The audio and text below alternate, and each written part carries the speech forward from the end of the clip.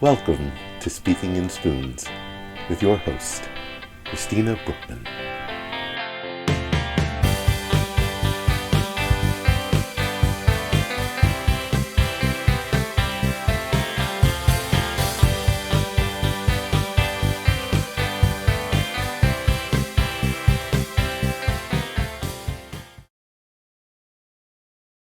Hi, I am Christina Brookman, your host with Speaking in Spoons, a chronically ill podcast with the handsome co-host, Dr. Nate Strauss. And Hello. today we are doing our special episode on non-traditional medicine massage. And we have with us Daniel from Dantian Energy. Hi, Hello. Daniel. Hi. Very nice to meet you. Thank you very much for having me on the podcast. I'm very excited to be here. Great. I guess to get started, could you tell our followers how you got into massage? Yeah, definitely. Thank you. That's a really great question, and that's one I like to think about often. I think one of my main impulses was that want or desire when someone like falls and like scrapes their knee. I want to be able to like help that situation. I don't know if it's like something like super, if it's more severe, if that's like outside, or if it's like, anything less. I think, we can all like do whatever. So I think finding that balance was something that like always I was very interested in. My mom used to say that her father's miscalling was to be a massage therapist. So I think that was like definitely, certainly influential. Um, I really enjoyed working with my animals around me. Like specifically my dog at that time, but now like all animals and stuff, and that nonverbal communication aspect of touch, essentially. Um, One thing I think that's really fascinating about like touch is like if we think about our senses, however many there are, probably the first sense to develop was touch. And so that's something that just totally fascinates me about like, massage and, all that kind of, touch therapy and any form of touch really. Um, let's see. So then I didn't know massage therapy was like a career per se.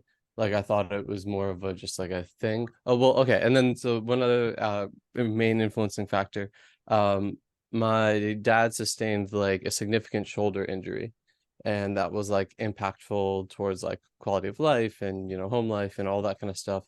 So he started to see a massage therapist, and they were like highly influential in like getting that better. And the cool thing about that is my dad still works with that massage therapist, and I've traded with them, quite a few times. So uh, what ultimately got me into massage school itself, I went to a full moon meditation drum circle at a uh, location at the beach in Virginia Beach. And it was right next to a massage school. And I had thought about massage school. I went to college, started for physical therapy, and then I shadowed a physical therapist and a chiropractor. I enjoyed both opportunities. I thought the physical therapist was like a little bit prescriptive with their therapy, for lack of a better way of putting it.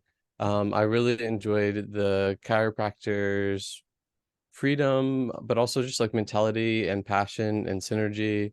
They were saying like, I get here an hour early, I do all these things, and not in like it like they were just really involved and enveloped in the work, and you could tell they cared about themselves and their clients and all that kind of stuff. So that's was like a first indicator that I was like, okay, maybe a more alternative therapy. So then I got my undergrad in psychology and philosophy. And then from there went to Virginia Beach, found the massage school, and went to Casey Riley School of Massage, which is really one of the best massage schools on the East Coast. Phenomenal education, learned a lot. Founded by Edgar Casey, who's like one of the most documented clairvoyants. so take that or leave that. And yeah, it's a really cool system of medicine. And then for like furthering massage education, I've been doing like Thai massage, which is like, again, like another whole system of medicine and the physical body, and putting it in, helping it achieve a homeostatic balance and state, and all that kind of stuff. So yeah, I guess there's a lot of reasons why I got into massage, and I'm thinking of more as they pop up. But anyway, it's not super important. I love it. I think if we think about like what we were probably doing, sitting around campfires and or just like around a fire, just doing whatever, touch and just like massaging each other is probably a really big part of our culture. At least that's how I think about it. And so yeah, it's just a really big passion of mine, and I think a potent form of healing, and it's really almost kind of like primal and basic to I think a lot of our existence in humanity and all that kind of stuff. I love how you brought it back to like just our early development of the Yeah, first one of our first senses being like touch and touch yeah, communication yeah, before we even become verbal. yeah. And how important that and I guess in that aspect, because I know you do Reiki Hmm. too, and we're gonna save that for another episode, so keep listening. Hmm. But when you do massage, this just got me thinking, Hmm. can you do you feel energy like Hmm. in Hmm. different parts of the body? Hmm. Hmm. That's a great question. Um, Kind of two immediate thoughts arose in terms of like massage. I think one of the things is that it is cool that it is using, again, touch sense again. So like the way like a lot of time we're going, like we're seeing through the world, it's like almost a um concentration on touching the world or whatever. So it is like kind of an interesting kind of like meditative experience, and you do like just like touch and feel um a lot. So, and to answer answer your question, for in terms of energy, I think it feels different for everyone. What it feels like for me, and there's different ways in which I feel energy, and times and conditions and all that kind of stuff. But primarily what it feels like for me is like almost like a sweat that's not physical evaporating off the skin. And I can feel that in usually a coordination with a certain energy or a certain area or a certain intention. Um, so it is for me a pretty physical sensation. I don't know how else to really uh, describe it. Um, Does and that I've help noticed. guide you to where like um Mhm. injured parts are, or parts that might need more touch versus less touch? Yeah, totally. Like if it feels like a um area could use more energy, then it would feel almost different. And we can also talk about on a very physical level, because like those areas are also going to be physically more cold to the touch. Huh. And and you'll hold that area for a while, and then circulation or flow of some sorts will return to the area, and then you can kind of feel it moving through an additional body as well, or through space as well. um and again, you can do that without touch or without much touch, in fact. um yeah, yeah. That's So interesting. yeah, I think everyone feels energy differently though. But I do think it is a sensory capability. Perhaps I want to say as of us all, but I don't know. I really don't know. How do you see massage as medicine? So yeah, I think there's a lot of forms of medicine, and I think broadly I see massage as a form of external medicine, if that makes sense. An application of anything that creates space, either inside or outside of the body. And that space is a form of medicine that helps restore, I guess, capabilities. I would say oftentimes it's in terms of like balance, but I think, just generally and broadly capabilities. Massage can kind of just literally help create space, in the body, um, or, in just your life. And I think that's uh, a way it can be quite medicinal. Do you think, because I know you also do a lot of travel massage, Hmm. how have you seen that be helpful? Because I think not everybody understands like how vital travel massage can be for people. Yeah, yeah. I love being able to go to people's homes and share time and their spaces. I think it's just an awesome opportunity, mutual opportunity, um, because, kind of like you indicated, sometimes the availability to go someplace is just not there.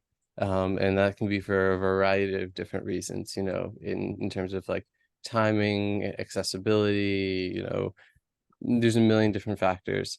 So just the capability to go to someone's space, and provide for them, a massage, is just a really, really great thing, great mutual experience. Um, I think it maximizes therapeutic capacity in multiple different levels. I think there's a lot of trust involved. And I think also just being in their space is very relaxing, hopefully, and, or not, doesn't really matter. And they don't have to hop into a car or go someplace else. And then I feel like the physical space in which you do the massage also like goes through its own kind of like experience. This We is have a love. visitor. Yeah, this is love. I love.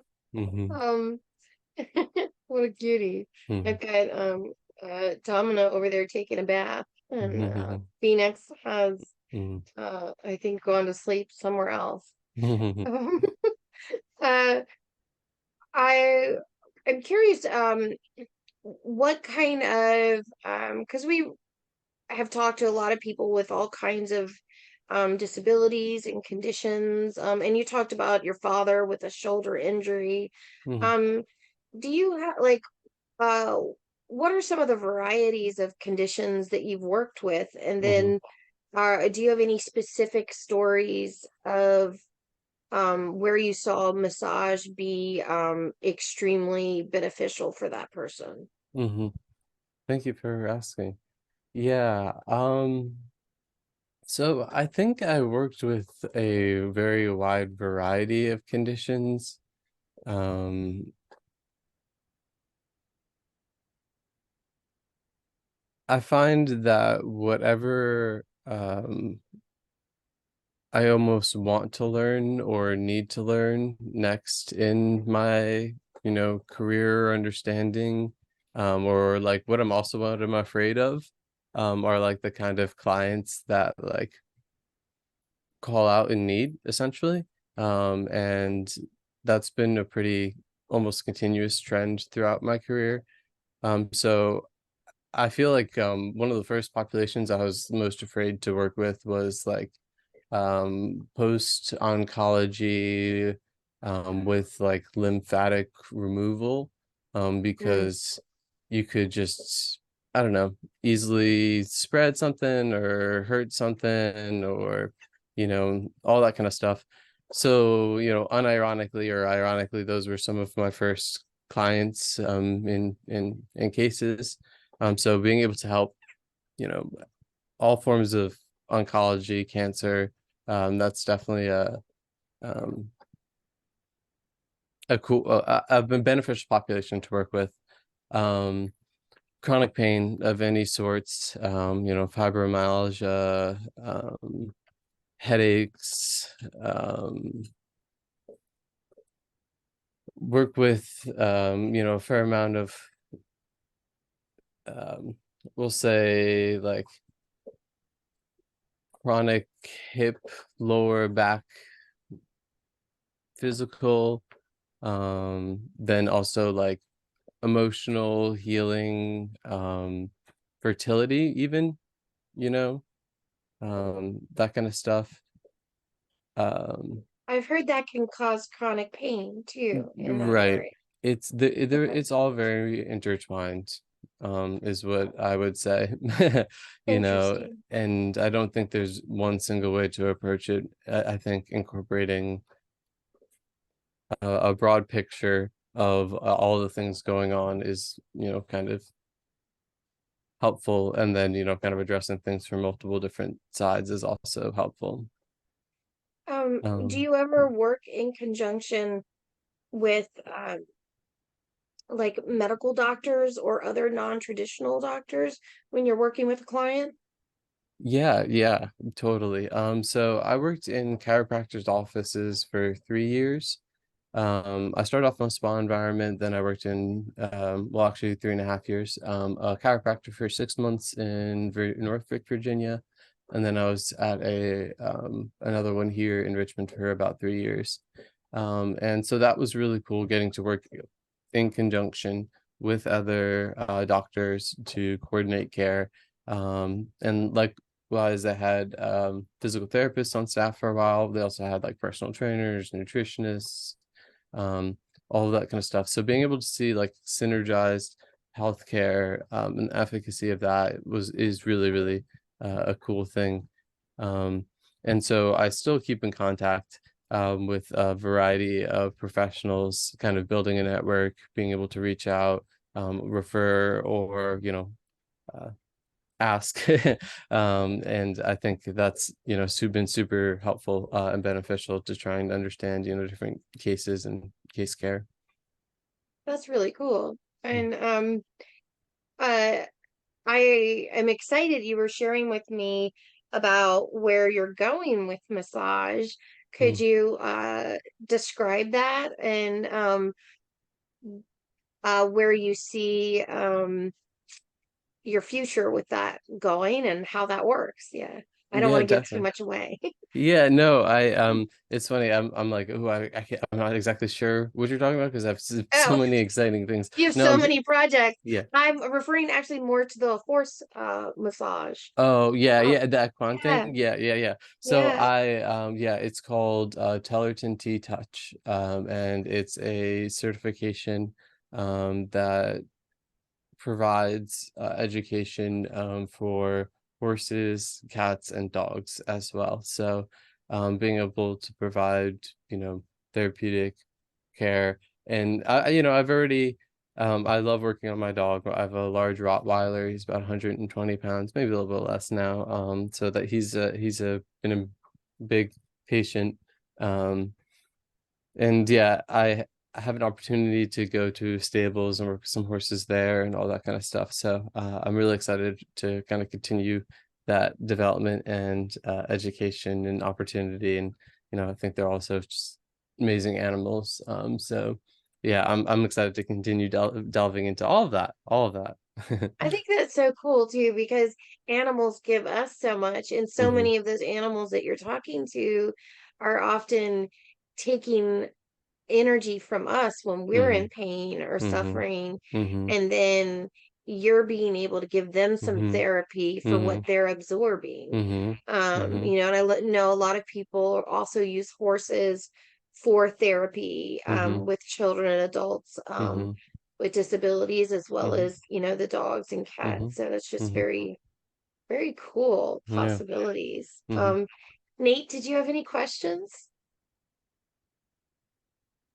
I just had quite like so as a massage therapist, I feel like you know a lot about how other people's bodies works, but what do you do for yourself that maybe some of your viewers at home could also do in their day-to-day lives? Just like little things. That's a great question. And it's kind of silly. And I don't mean silly. I feel like it's a little bit of a fad type thing. Whatever, I'm just gonna say it. One little thing is I have been messing with I do cold as I can tolerate showers at the end. Uh, I take a hot shower and then like cold as I can tolerate at the end, and not, whatever, and just whatever it is for the day, just yeah. You and And I Nate are do going to think be best friends. is it the Wim Hof sort of thing? I've done a little bit of Wim Hof. Honestly, we were vendoring yesterday, and I was doing a little bit of it because it's starting to get cold already. Um, Yeah. but yeah, no, I don't do too much with it. That's just a little practice that I've been felt to be beneficial. But I think honestly, just a commitment to learning something new, or like anything like that, like just honestly a commitment to something new. I think that's just a great way to continue growing and you know uh experimenting and failing and all that kind of stuff. I think that's one of the most beneficial things that honestly massage has shared with me, and um I think could be just beneficial. Awesome. All right, everybody learn something new, Yeah. no matter what it is. Yeah, that sounds That's your like a great challenge.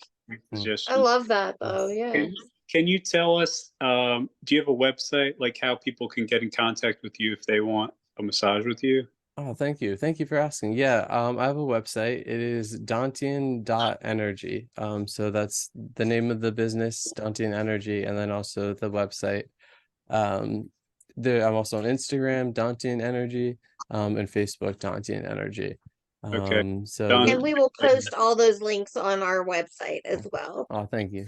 It's like Yeah. the lower Jiao. It's done. The Dan Tien. Like that. Exactly. So, Okay. yep, Okay. yep. Yeah, so the pronunciation, I'm not exactly sure. So I could be completely wrong, but it's like Dongchong or something like that. And exactly, it's about, so that would be like Well, the I don't know what it is Chinese. in Yeah. Chinese. I don't know. Yeah, it's Chinese. So those would be like the Chinese energy centers. So similar to chakras, but I believe there's three of them, and that'd be like the lower one. And that's like fluid, limitless, constant energy type Yeah. area. Well, I learned that it was part of this triple warmer meridian, and it's Yeah. just that there's three warmers. Like it's like almost like it's akin to putting a pot on a kettle. So the lower Okay. Jiao is the fire, Ooh, the middle is the pot, and the okay. top is the It's the steam. steam. Ooh, that's a good way I to like that. understand that. Yeah. Mm-hmm. That's Mm. I don't know cool. if that is how things actually work in the world, but that's how it was described to Yeah, I me. like that. Mm-hmm. Yeah. Mm-hmm. Cool. Yeah. I like your challenge for people to try to learn something or just keep learning something, because I think that also encourages us to keep moving too and just keep Mm. trying, Mm-hmm. and just keep waking up, even when it's hard, Mm-hmm. because Mm-hmm. there could also always be something new the next day, you Mm-hmm. never know. Mm-hmm. Yeah, and also, honoring the space too, though, that sometimes it is hard and it's okay to not do something new. Yeah, Mm-hmm. yeah, Mm-hmm. very true. Yeah, but then, at least you've got some things that keep things exciting. I don't know. Yeah, I've been learning new musical instruments and, just trying other little hobbies. Yeah. You talk about meditation with Mhm. massage. Do you Mhm. see those as two intricately like connected? Yeah, totally. I think one of the things I have explored most about what meditation means to me is the formlessness of meditation. So I think it can really take any kind of form, and to me, it's like non-judgmental, or we'll say, well, non-judgmental and non-judgmental, non-judgmental, whatever, just like as non-judgmental as you can be, present-minded awareness, and then you can be doing that in any way, shape, or form. So I think when I'm on some of my best, or we'll say, I don't know, the massage practice I enjoy the most, it is like a state of meditation, because it's just being present, existing, feeling, and yeah, so it's definitely something that's really like very intertwined, and I consider that in regards to like how it may be for the other person in the shared experience of it. And I've experimented around with doing guided meditations while massaging. I've done it from the perspective of like having them focus on each body part while doing the massage. I've done it as like a guided visualization over the whole massage. I've done it as a meditation after the massage. So yeah, I think there's there's a lot of ways it can and is intertwined. Nice. And I guess what would advice would you give to people to maybe get the most out of their massage? And if maybe I know some people, like particularly with fibromyalgia, Mhm, can get scared to get a mhm, massage mhm, because sometimes it's caused them pain in the past. mhm, So mhm. do you have any advice for people like that? Yeah, I wish I had any kind of golden advice. I think the first thing I would just say is the acknowledgement of that difficulty and how hard that is, and how challenging it can be to find a therapist who is well informed and beneficial for any condition. I just starting off first and foremost, that's definitely a difficulty, and I just acknowledge that. So Thank I you. guess that being said, I think uh I don't have a better word for it, but like resilience, in terms of like if you either like in terms of like finding someone and having to wait a long time, or trying multiple different therapists, and being brave. It's difficult. I think if it's a therapist who is well informed and probably going to be pretty beneficial for you, there'll be a way to access them, and get information about them, and um, hopefully even asking your community, if they know anybody, if that's a possibility. Um, but yeah, maybe just persistence, because I do think it's beneficial, and I hope it becomes easier. Um, Yeah, I used to recommend like Thumbtack was a good resource. I would say even just Google, but I don't feel like everything's on Google. Yeah, it's challenging, and I acknowledge that. But I do, from my end, I do believe like, clients and therapists find each other. So I hope that remains the same, at all levels, and for everyone else true too. So yeah, that's just challenging. I hear you on that. Yeah. Well, and I wonder if they're like, I know that for myself, like um, I try to talk with my massage therapist, but I know sometimes that can be difficult, Mm, for people. Are there things that clients have done for you to help them mm-hmm, better? mm-hmm, mm-hmm. Oh, that's a great question. Yeah, I think it's funny, you're right, absolutely, totally. And when I receive massage, I definitely feel a different dynamic. So I can acknowledge how like it's um sometimes you you don't know, talk, not talk, whatever the things of that day are, all the different things, and it all, so as a therapist, I kind of just go with the flow. There's really no pressure, as far as I can feel, or that's actually kind of my goal. And things to make it easier to talk about things, or whatever. Honestly, if they're the right therapist or a good therapist, they'll just want to know.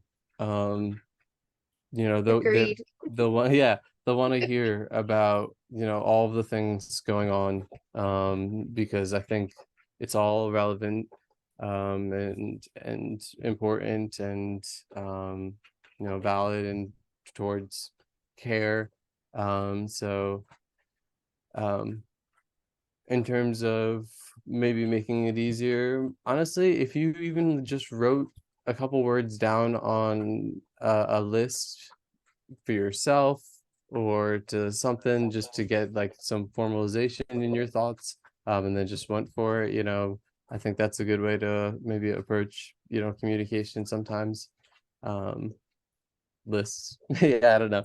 But yeah. But like I said, I think honestly, your massage therapist probably wants to know.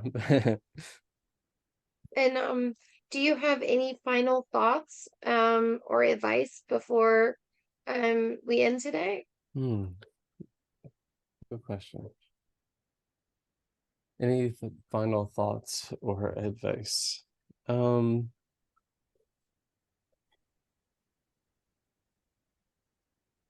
None in particular. What's rising for me right now is the gratitude for the opportunity to come on here and talk about all the things that I love, and have a lovely conversation with both y'all. And and especially you, Christina. Thank you so much for putting this offer out there, because this has been really fun. We're so excited to have you, and I can't wait to for next season when we have you on to talk about Reiki. I think Yeah, that'll be really that'll be super exciting. great. I think that's Yeah. a fantastic idea. Yeah, no, I don't have any advice. I think, in terms of the thing that most moves me about massage is really just that capability to help hold space or create space in people's lives, at a physical, energetic, emotional, whatever level.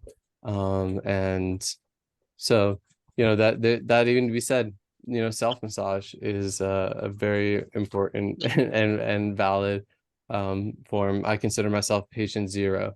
I try to always, see what things feel like, and, take care of Yeah, myself, to the best of my ability. So yeah, that's maybe that's a final thought as well. that makes sense. Try it on yourself first, see what you're looking for. And Hmm. yeah.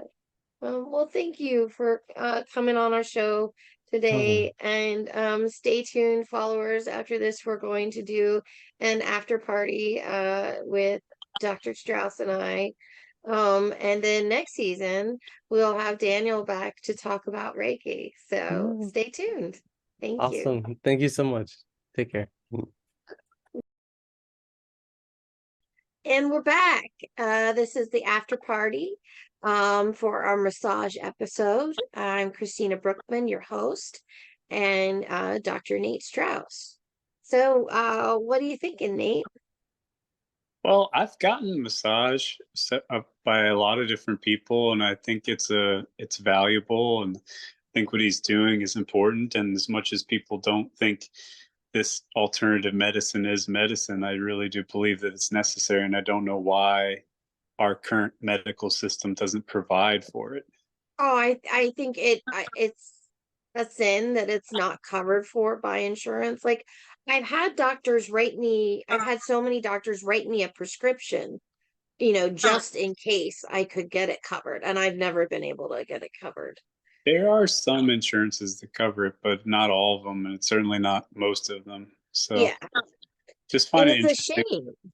They're starting to cover acupuncture, which is nice. Yeah. Um, but I don't know how many cover massage, and I don't know if anyone covers chiropractic. And Yeah. it's just all the stuff that is just good for you in general, healthful and not like pharmaceutical. We don't consider that medicine, and it's sad because Yeah. this country could be doing a lot of preventative care is not Well, and a accepted. lot like with surgeries that I've had, the post healing using massage is Right. actually sometimes even more beneficial than PT for me, because the gentle moving of my neck when I'm not capable and helping me relearn how to, or they also will move scar tissue, like it helps you not build up so much scar tissue. um Yep. so yeah, it's really important. And I think like the reason I asked about like because I know a lot of people out there, my mom in particular has been one who's had lots of bad experiences because of her fibromyalgia. Because sometimes it's just so painful to be touched. But that's why you need somebody who's willing to start gentle and kind of discover where to touch.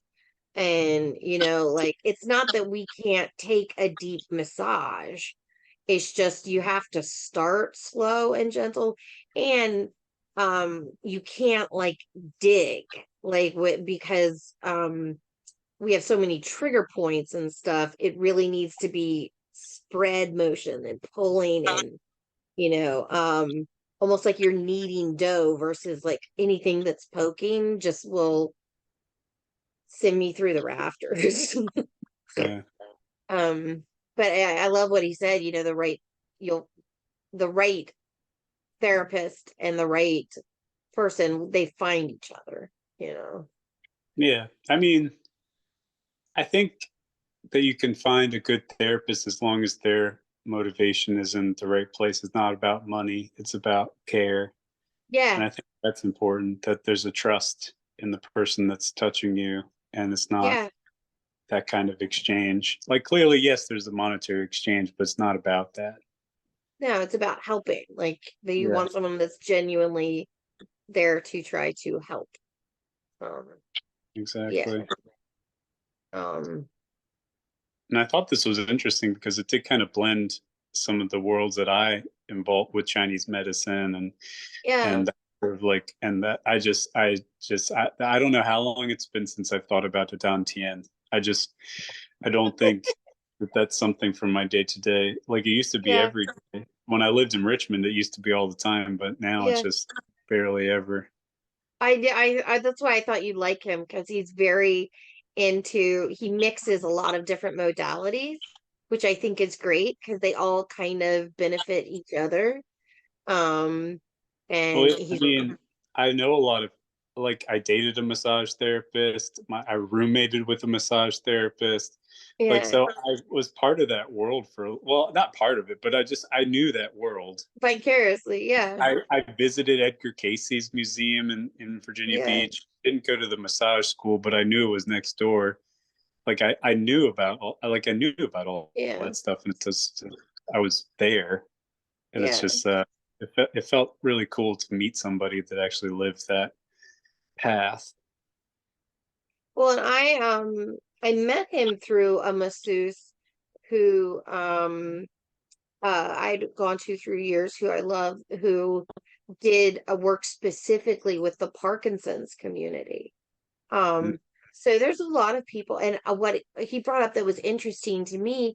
I don't know why it never occurred to me, but I never thought of like post, post cancer treatment, the necessity of massage, but also his fear of, because of the lymphatic system and everything. Right. I was like, wow, that's really interesting, and I never thought about that. But I think that also means that's the kind of masseuse that you want, is someone who's going to have those concerns and also have those knowledge. Exactly. Yeah. Yeah. And there are good ones. There are some really phenomenal ones out there. And I think it's interesting that parts of the body will be cold. And I mean, it makes sense because it's not getting the circulation, right? And the energy, but it's still interesting, Yeah. that you can actually like feel a part of the body that is damaged, you know? Yeah. No, I mean, sometimes people are just not even aware of those sort of Yeah. stuff. They're just living their lives, and then when someone touches you and says, "Oh, you're cold here, you're hot here," it's Yeah. bringing awareness to that is the first Yeah. step. Yeah. True. Yeah. And that's interesting. I'm excited when he comes back to talk about Reiki too, because that'll be a nice progression to talk about that energy. Yeah. Because I used to think Reiki was like hooey and stuff until I had a woman do it on me, and then I've had him do it on me, and it like I literally cried. The first time the woman did it on me, like there was just this huge release, and I cried. And then when he's done it, it's like I can feel heat, you know, Yeah. all of a sudden in different parts of my body, and I'm like, whoa, how did that happen? And it's like, whoa, I'm a believer. That's interesting. So I want to learn more about it. Yeah. I mean, it Reiki's makes sense, huh? Reiki's interesting. I when I had Reiki, well, I had Reiki a few times, but one time I traveled to the future to ask my future self what message to send to me. It was like to not be as angry, I think was what my future self said. Your And so I, future self is wise. yeah, my future self was wise. I also had one where I saw like a lot of weird visions, but Yeah. that I think that involved like crystals because I used to go to see this Reiki person that would have this crystal she'd hover over you, and then she'd Uh-huh. move the crystal up your kundalini. Like, I don't know. It was interesting because the crystal would move What's depending a on what kundalini? the kundalini is the Ayurvedic version of like Chinese medicine. It's Oh, it the just sounded chakras, totally inappropriate. chakras. Okay, there you go. You put it on your lower Yeah, chakra, like all your, I think there are like 7 or 8 chakras. I'm that's less interesting. informed about Ayurveda than I am about Chinese medicine. Not that I'm an expert in either. Well, we're gonna have I'm excited about this series of episodes. We're gonna have him back to talk about Reiki, and then Nate's bringing on a guest to talk about acupuncture. I'd love to get a chiropractor on too. We can talk about which I know is can be controversial in the Ehlers-Danlos community because we have to be very careful about going to chiropractors, particularly chiropractors that don't know about Ehlers-Danlos, because we can get injured so easily with the manual manipulation and stuff. Like I mean, our ligaments and like we just tear because of the connective tissue disorder. Um uh and there just hasn't been that knowledge, um I mean, in general, like with medical doctors and stuff about Ehlers-Danlos. So I'd be curious to see now, like can we, is there a chiropractor we can find that might know about that too? That would be interesting. I used to see one down there, but I don't remember his name. But I know someone connected to him that possibly. Well, anybody, if you're listening, if you know a chiropractor who wants to be on our show, have them message us, speakinginspoons@gmail.com. And we're going to put all of Daniel's information up on the website. You can look him up and look at what his adventures are. I think he's an incredible masseuse that I can personally attest to. And I loved learning more about his story today and kind of his philosophy. He's very he's one of the kindest, sweetest hippies. I love that. Just a sweet I don't know, he's just got a really great energy, good Yeah, people. yeah. Felt very calm when we were around Yeah. him Yeah. virtually. Yeah. Well, thanks guys for listening, and save your spoons. If you want to contact us, please send a DM or email to speakinginspoons@gmail.com with any stories you have or would like to interview with us on any of our upcoming topics. And check out our website for all of our upcoming episodes and what's happening in the Speaking in Spoons community at www.speakinginspoons.com. Thank you for listening to Speaking in Spoons, and have a great day.